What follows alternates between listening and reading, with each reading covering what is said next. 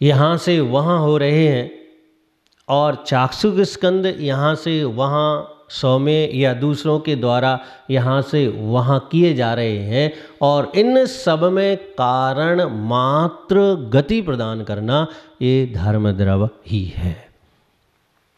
धर्म द्रव्य की मुख्यता से इन पुद्गलों का स्थानांतरण होता है, गमन होता है, एक स्थान से दूसरे स्थान की ओर ये बढ़ते हैं। भव्य आत्माओं,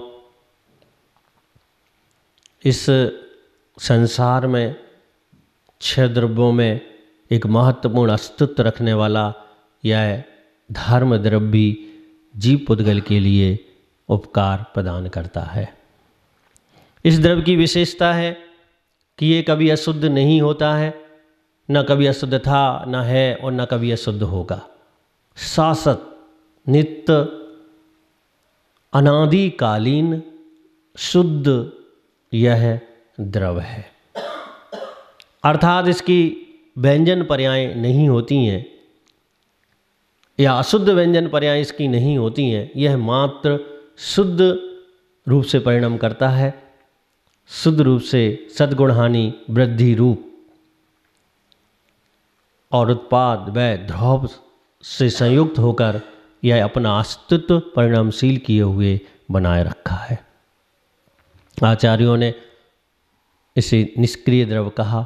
निष्क्रिय का अर्थ है कि यह एक स्थान से दूसरे स्थान पर स्वयं गमन नहीं करता, लेकिन एक स्थान से दूसरे स्थान पर गमन करते हुए जीव और पुद्गल को बहु सहयोगी होता है। बस इतना ही है कि यह उदासीन निमित्त है, प्रेरक निमित्त नहीं है। इसके बारे में आचार्यों ने अनेक प्रकार से शास्त्रों में व्याख्यान किया। हम मुख्य रूप से संक्षेप में यही समझ लें कि अगर हमें कभी गमन करना है, हमें एक स्थान छोड़कर दूसरे स्थान को प्राप्त करना है, तो उदासीनता से मुख्य कारण हमारी गति में इस धर्म द्रव्य का सहयोग है। हम देखते हैं वाहन चलते हैं, छोटे से छोटा और बड़े से बड़ा, और हमें उसके बाह्य निमित्त दिखाई देते हैं। ईंधन आदि बाह्य निमित्त हमें दिखाई देते हैं, एक दूसरे के द्वारा उसको ले जाना ले जाना। हमें बाह्य निमित्त दिखाई देते हैं कि वह वायु पंख आदि से आकाश मार्ग में उड़ता है, और ये सब के सब होने पर अगर धर्म द्रव्य का अभाव है तो उन वाहन आदि का गमन नहीं हो सकता। ये जानकर कि बिना पेट्रोल के, बिना ईंधन के कोई भी वाहन नहीं चलता, ये सत्य है, क्योंकि वो मशीनरी कार है और मशीनरी कार को आगे बढ़ाने के लिए ये सारे साधन, ये सारे निमित्त सहयोग करते हैं। लेकिन ये सारे साधन होने के बाद अगर धर्म द्रव्य सहयोग ना करे तो वह एक कदम भी, एक सुई की नोक बराबर भी आगे नहीं बढ़ सकता। जैसे स्पष्ट उदाहरण है कि लोक के अग्रभाग पर जाकर वह शुद्ध सिद्ध नित्य निरंजन अध्यात्म रस में डूबे हुए परम आत्माएं, जिन्हें हम सिद्धों के नाम से जानते हैं, सिद्ध परमेष्टि के नाम से जानते हैं, वह लोक के अग्रभाग पर जाकर ठहर जाती हैं, रुक जाती हैं, आगे नहीं बढ़ती हैं, जबकि उनका स्वभाव है ऊर्ध्व गमन करना। आगम में स्पष्ट है कि जीव का स्वभाव जो है ऊर्ध्वगामी है। 9 अधिकारों में स्पष्ट कहा गया है कि वह ऊर्ध्वगामी है। फिर हमें विचार करना चाहिए कि अतुल बल रखने वाला यह आत्मा, अतुल शक्ति रखने वाला यह आत्मा, स्वतंत्र निश्चल निष्काम एक अध्यात्म रस में डूबा हुआ आत्मा किन कारणों से लोक के अग्रभाग पर रुक जाता है। और सारे विचार करने पर हम देखते हैं तो स्पष्ट हो जाता है कि एक ही कारण है, वह कारण है कि वहाँ पर धर्म द्रव्य का अभाव है, इसलिए वहाँ पर उनका गमन नहीं हो पाता है। यही कारण है कि हमें स्पष्ट समझ में आता है, आगम प्रमाण है, आचार्यों की वाणी प्रमाण है, तीर्थंकरों की दुग्धनी में भी स्पष्ट हुआ है कि बिना धर्म द्रव्य के जीव और पुद्गल का गमन, गति, स्थानांतर, एक स्थान से दूसरे स्थान पर जाना आदि नहीं हो सकता, असंभव है। किसी भी कीमत पर उनका गमनागमन नहीं बनता। इसलिए हमें तीर्थंकर की वाणी समझकर सम्यक दर्शन को पुष्ट करने के लिए अथवा प्राप्त करने के लिए हमें इस धर्म द्रव्य के अस्तित्व को स्वीकार करना चाहिए, इसके कार्य को स्वीकार करना चाहिए और इस पर हमें संपूर्ण आस्था व्यक्त करनी चाहिए, जिससे हमारा सम्यक दर्शन मजबूत हो, हम भी इस धर्म द्रव्य के सहारे लोक के अग्रभाग तक पहुँचें और वहाँ पर सिद्ध रूप में स्थापित हों और अपनी आत्मा से सुख की अनुभूति करें। वैसे इस संसार में वर्तमान में इस कली काल में वैज्ञानिक युग में लोगों ने बहुत आविष्कार किए और उन आविष्कारों से ये सिद्ध करने का प्रयास किया कि ईंधन आदि से जीव और पुद्गल का गमन होता है। उन्होंने कहा कि गाड़ी में अगर पेट्रोल नहीं होगा तो गाड़ी नहीं चल सकती। उन्होंने कहा अगर मनुष्य या त्रंच कोई भी जीव भोजन पान आदि नहीं करेगा तो उसकी शक्तिहीन हो जाएगी, वह गति करने में असमर्थ हो जाएगा। ये बातें सब ठीक हैं,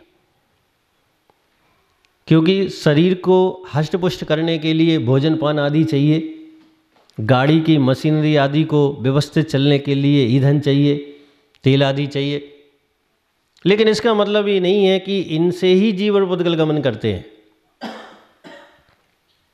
अदृश्य रूप से अपने अस्तित्व गुण को कायम किए हुए और अनुभूत जीव और पुद्गल के गमन करने में सहयोगी जो धर्म द्रव्य है वह भी जीव पुद्गल को गति में सहयोग करती है।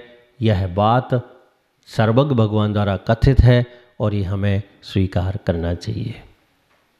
वैज्ञानिक युग है, नए नए आविष्कार हो रहे हैं, जीव कर रहा है, पुद्गल के माध्यम से व्यक्त हो रहे हैं और उनकी भी गति धर्म द्रव्य से ही है, क्योंकि इन द्रव्यों को छोड़कर इस संसार में और कोई सहयोगी नहीं है, उपकार करने वाला नहीं है। एक दूसरे का उपकार यही करते हैं। तत्वासुद के अंदर आचार्य कहते हैं कि जब हम धर्म द्रव्य के उपकार देखते हैं तो मुख्य रूप से एक ही उपकार है और वो है गति हेतुत्व, अर्थात जीव और पुद्गल को गमन कराने वाला ये उपकार है। इस प्रकार से और भी अन्य तरीके से हम इस विषय को समझ सकते हैं, जान सकते हैं। और इसके बाद आगे का द्रव्य है अधर्म द्रव्य। ये भी अमूर्तिक है, आँखों से दिखाई नहीं देता है, ये भी स्पर्श रस गंध वर्ण से रहित है। यह जीव और पुद्गल के उपकार में सहयोगी है। धर्म द्रव्य की तरह अधर्म द्रव्य का भी एक ही उपकार है और वो है स्थिति हेतुत्व, अर्थात वह रुकते हुए जीव और पुद्गल को सहयोग करता है रुकने में। अगर जीव और पुद्गल रुकना चाहते हैं तो ये ऐसा द्रव्य है जो उसे रोकने में सहयोग करता है। अगर मान लो अधर्म द्रव्य का अस्तित्व ना होता तो जीव और पुद्गल रुक ही नहीं पाते। लोग कहते हैं कि मैंने मकान बनाया और मैंने नींव खुदवाई, गहरे गहरे पिलर लगाए और उनके सहारे मकान रुका हुआ है। ये सत्य है कि जो मटेरियल का वजन है, उसका लोड जो है वो सब का सब नींव और पिलर आदि ही लिए हुए हैं। बिल्कुल सत्य है। लेकिन उस पुद्गल को जो नींव रूप है अथवा पिलर रूप है और भी अन्य साधन रूप है, उसे रुकने में कौन सहयोग कर रहा है? उसे रुकने के लिए अधर्म द्रव्य ही सहयोग कर रहा है। अगर ये द्रव्य नहीं होता तो वो नहीं रुकता। उदाहरण स्पष्ट है, दृश्यमान भी है।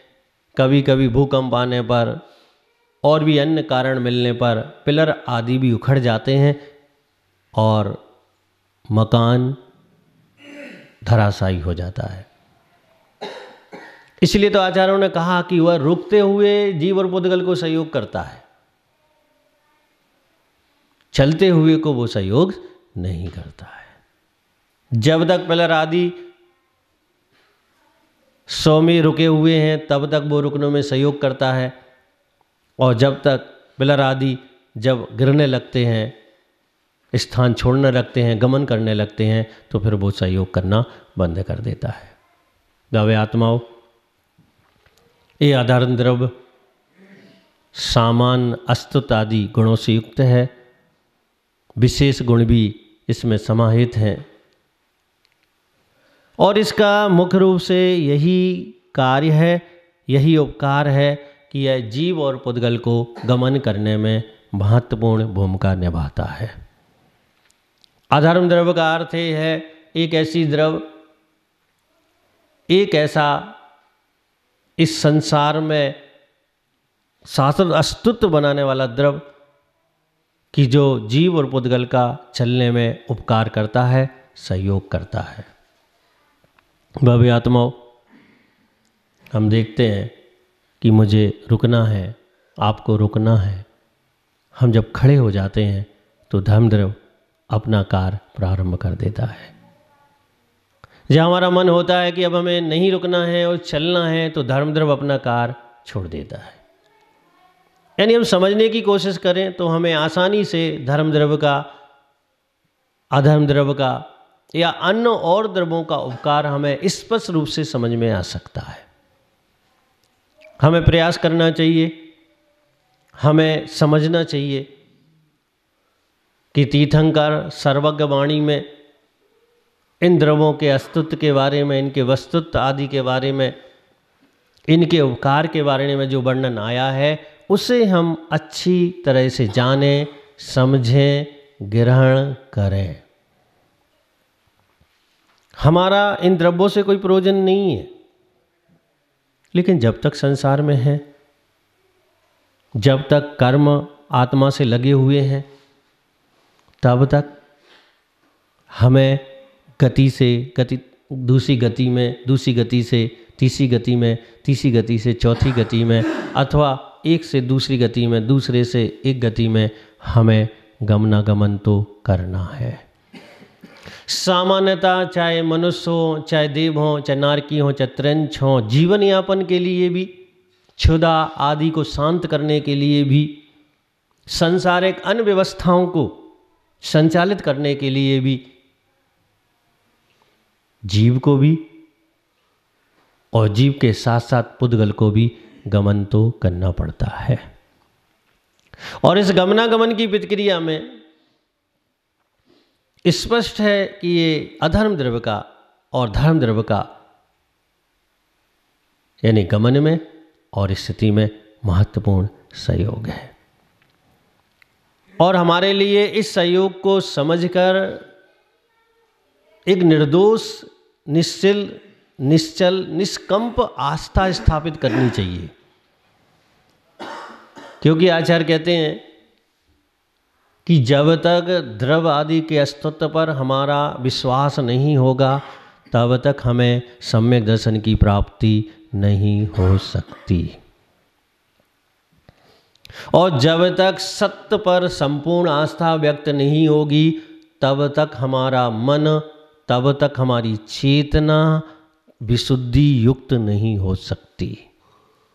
वह निर्विकार होने के लिए आगे कदम नहीं बढ़ा सकती, कर्म रहित होने के लिए वह पुरुषार्थ नहीं कर सकती, क्योंकि जब तक निश्चिंत निशंकित आस्था नहीं होगी, तब तक संसार को काटने का साधन, सुविधा, ज्ञान, चारित्र्य की उपलब्धि नहीं हो सकती।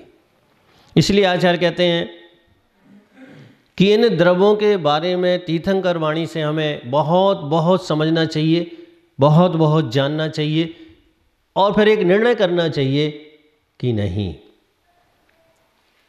जो आगम में आया है कि जीव द्रव्य है, पुद्गल द्रव्य है, धर्म द्रव्य है, अधर्म द्रव्य है, इन्हें हमें ज्ञान के द्वारा, अनुभूति के द्वारा, अनुभव के द्वारा ग्रहण करके इस पर अंतस चेतना से हमें आस्था व्यक्त करनी चाहिए, आस्था को बढ़ाना चाहिए, आस्था को प्रकट करना चाहिए। भव्यात्माओं, जब तक हम ऐसा नहीं करेंगे, तब तक अनंत संसारी ही हम बने रहेंगे। हमारी भव्यता तब सार्थक है जब हम इन द्रव्यों पर अंतरंग चेतना से आस्था व्यक्त करें। अगर हम अंतरंग चेतना से आस्था व्यक्त नहीं कर पाते हैं, तो हमारी भव्यता भी अभव्यता के समान ही है, क्योंकि हम दीर्घ संसारी हैं, हम संसार में भटकने वाले हैं, संसार के सुख दुख की अनुभूति बार बार करने वाले हैं। इसलिए नेमिचंद सिद्धांत चक्रवर्ती ने द्रव्य संग्रह में इन 6 द्रव्यों का वर्णन करके एक अध्यात्म तरीके से हमें यह शिक्षा देने का प्रयास किया है कि जब तक व्यवहार और वीतराग सम्यक दर्शन की प्राप्ति नहीं होगी, तब तक हम मुक्ति के मार्ग पर अग्रसर नहीं हो सकते। इसलिए भव्यात्माओं, हमें इन 6 द्रव्यों के बारे में बार बार समझना चाहिए, बार बार अपने अनुभव में लाने चाहिए, और बार बार हमें कोशिश भी करनी चाहिए